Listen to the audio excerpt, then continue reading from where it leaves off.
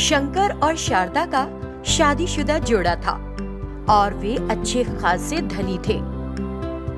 उनकी एक बेटी थी, नाम था चंद्रिका। चंद्रिका एक मिलनसार लड़की थी और सबके साथ घुल मिल जाती थी। शंकर और शारदा केवल अपने जैसे धनी लोगों के साथ ही मित्रता रखना पसंद करते थे और गरीबों से हमेशा दूरी बनाकर रखते थे। लेकिन चंद्रिका का स्वभाव उन जैसा न था। वो सबके साथ समान व्यवहार करती थी।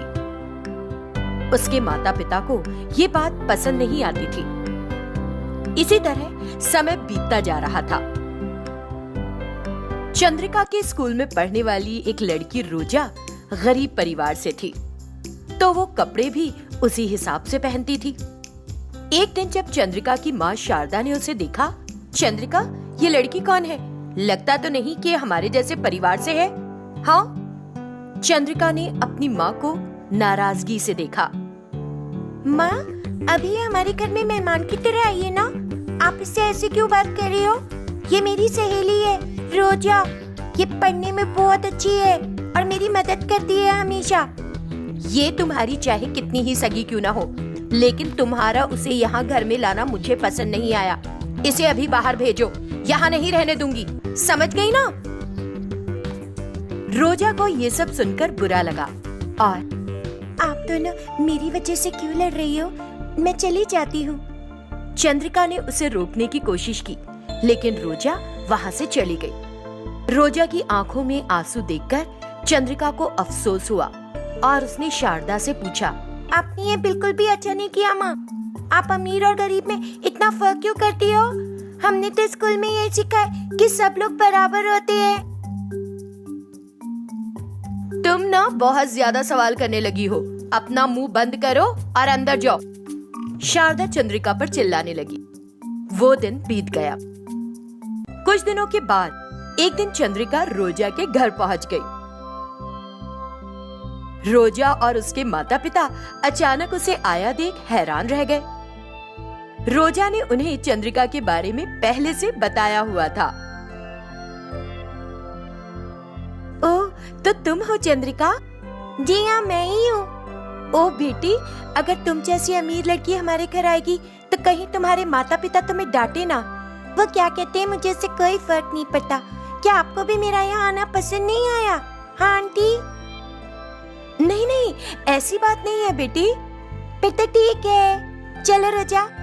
रोजा के माता पिता ने आगे कुछ नहीं कहा और चुप रहे। फिर रोजा और चंद्रिका दोनों बाहर जाकर खेलने लगी और दोपहर में जब चंद्रिका को भूख लगी तो उसने रोजा के माता पिता से कुछ खाने के लिए मांगा। वो लोग पहले हिचकिचाए, लेकिन चंद्रिका के बार बार मांगने पर वो उन दोनों के लिए खाना लेकर आए। सादे चावल, दही और प्याज देखकर चंद्रिका ने आश्चर्य से पूछा, ये कैसा खाना है? ये छौंक लगाया हुआ चावल दही है बेटा। चंद्रिका को सच में वो सब खाना पसंद आया और वो बड़े चाव से खाने लगी। तभी चंद्रिका के माता पिता वहाँ आ गए और अरे पागल हो गई हो क्या जो इनके घर आकर खा रही हो? चलो घर चलो अपने, चलो जल्दी। वे लोग चिल्लाने लगे। अरे उसे मत डांटी, वो तो मासूम बच्ची है, उसे इन बातों का क्या पता। हाँ, उसे नहीं पता, लेकिन आपको क्या हुआ है? आपको तो पता है ना कि उसे ऐसा खाना नहीं देना चाहिए। रोजा के माता पिता कुछ जवाब नहीं दे सके। चंद्रिका के माता पिता उसको लेकर बड़े गुस्से में वहाँ से चले गए। वो दिन बीत गया। अगले दिन उन्होंने चंद्रिका का दाखिला दूसरे स्कूल में करवा दिया। अब चंद्रिका के लिए अपनी सहेली से मिलना बड़ा मुश्किल हो गया था। कुछ दिन बीत गए और दीपावली का त्योहार आ गया। सभी नए नए कपड़े पहनकर मंदिर गए और एक दूसरे को मिठाई बांटी। फिर शाम में सबने दीप जलाए और बच्चों ने पटाखे फोड़े। बेचारी रोजा के पास नए कपड़े नहीं थे। उसने एक मोमबत्ती जलाई और उसे कागज के टुकड़े जलाकर आनंद लेने लगी। तभी वहाँ चंद्रिका की माँ आ गई।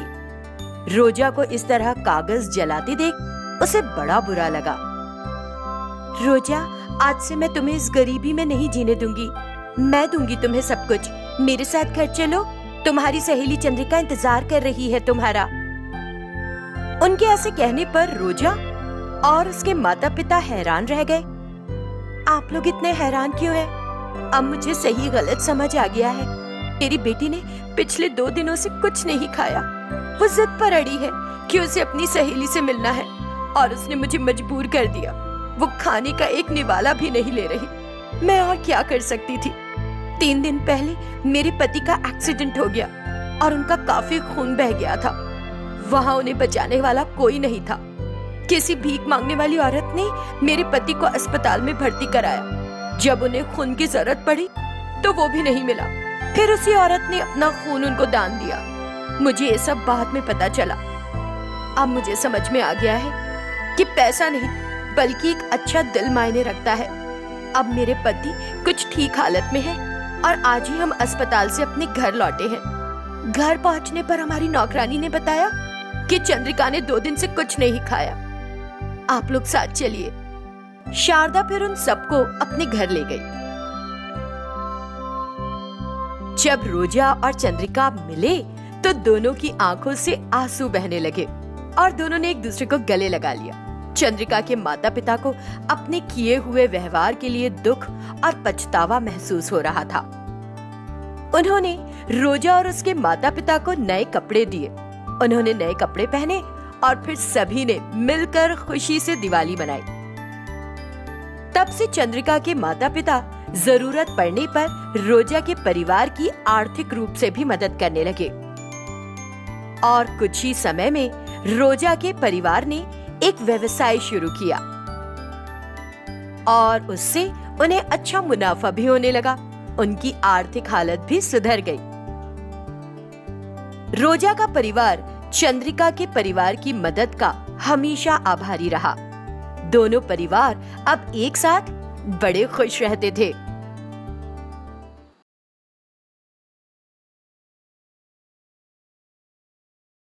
चंद्रिका की मां की मृत्यु के बाद उसके पिता शंकर ने देवी से शादी कर ली। देवी चंद्रिका की बड़े प्यार से देखभाल करती थी, लेकिन चंद्रिका की बहुत ज्यादा खाना खाने की आदत उसे पसंद नहीं थी। भोजन तैयार हुआ नहीं कि चंद्रिका सारा खाना चट कर जाती थी। ऐसे ही एक दिन, चंद्रिका, मैंने तुझसे कितनी बार कहा है कि तू हम तीनों के लिए बनाया खाना अकेले खत्म कर देती है। ये पागलों की तरह खाने की आदत तुझे लगी कैसे? अगर तू रोज इतना ज्यादा खाएगी तो मोटी हो जाएगी। ऐसा मत किया करना।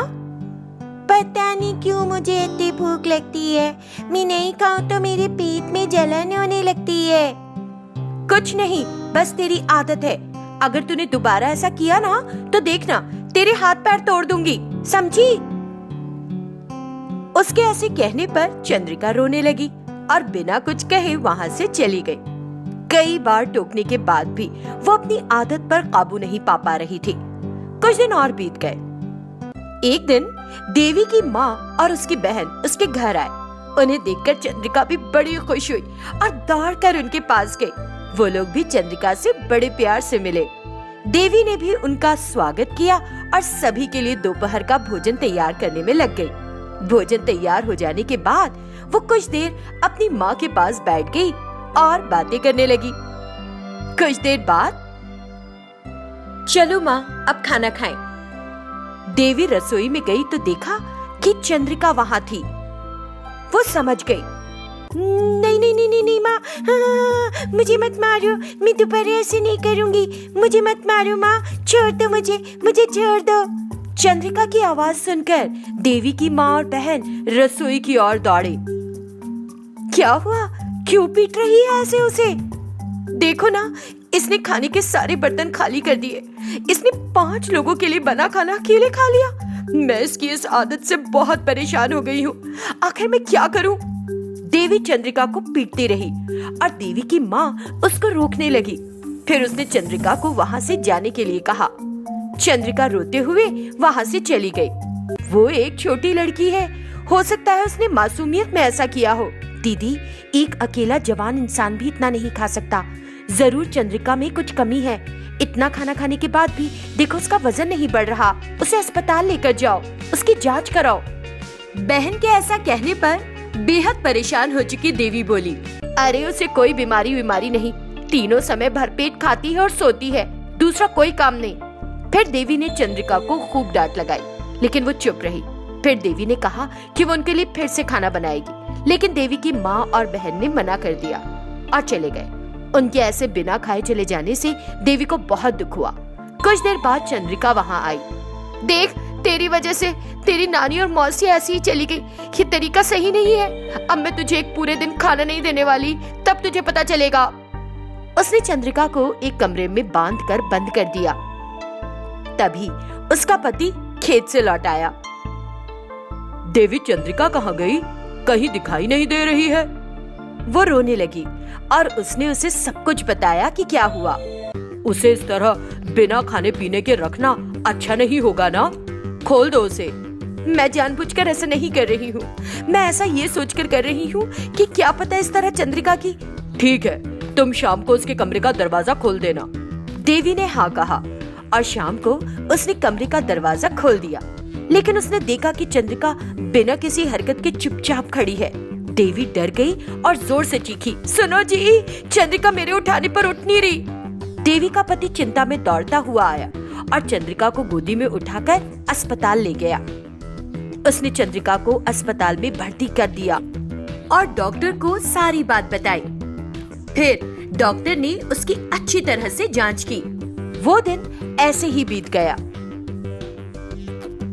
फिर अगले दिन देवी और उसका पति बड़ी फिक्र में डॉक्टर के पास रिपोर्ट मांगने आए। देखिए, चंद्रिका को एक अजीब सी बीमारी है। वो बहुत भूखी है और ऐसा कुछ और सालों तक चलेगा। उसे खाना खिलाते रहने के अलावा और कुछ नहीं किया जा सकता। जब भी उसे भूख लगे उसे खाना दीजिए, बस यही उसका इलाज है। वो खुद ब खुद कुछ सालों में ठीक हो जाएगी, ध्यान रखिएगा। देवी और उसके पति को बड़ी हैरानी हुई और उन्होंने इसके बारे में और बात की। इस तरह की बीमारी हमें बहुत कम बच्चों में देखने को मिलती है। ये उनकी उम्र के 20 साल के अंदर अंदर ठीक हो जाती है। इससे आपको और कोई परेशानी नहीं है। डॉक्टर की सलाह सुनकर वो लोग चंद्रिका को वापस अपने घर ले जाते हैं। अब जब भी चंद्रिका को भूख लगती, वे उसे भोजन, फल या जो कुछ भी उपलब्ध होता देते रहते। चंद्रिका सब कुछ फटाफट खत्म कर देती। हे भगवान, कब और कैसे खत्म होगी इसकी बीमारी? वो लोग ईश्वर से बस यही प्रार्थना करते और चंद्रिका की इस अजीबो गरीब बीमारी के कारण चिंता में रहते। सबको लगता था कि चंद्रिका खाने की बड़ी शौकीन है और पेटू है, लेकिन जो लोग इस बीमारी के बारे में जानते थे उन्हें उस पर दया आती थी। जो लोग नहीं जानते थे वो लोग उस पर फप्तियां कसते रहते थे। बस इसी तरह खूब खाकर और लोगों के ताने सुन सुनकर चंद्रिका की जिंदगी बीत रही थी।